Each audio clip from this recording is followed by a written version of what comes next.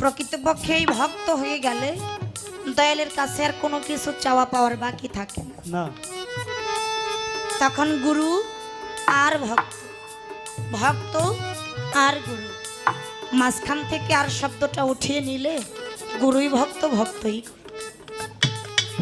তখন দুইয়ের মধ্যে প্রেম হয়, আলিঙ্গন হয়, দুইয়ের রূপটা এক রূপে রূপান্তরিত হয়।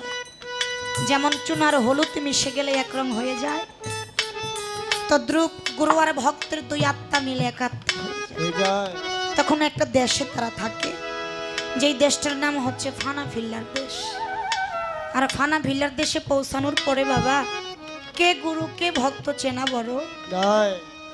তখন গুরু নাম কীর্তন ধরে, ভক্তে আমার মাতা পিতা, ভক্তে আমার গুরু, ভক্তে আমার নাম দিয়াছে বাঞ্ছা কল্পাতরু, ভক্তের হাতে প্রেমের ডুরি, ভক্তে আমার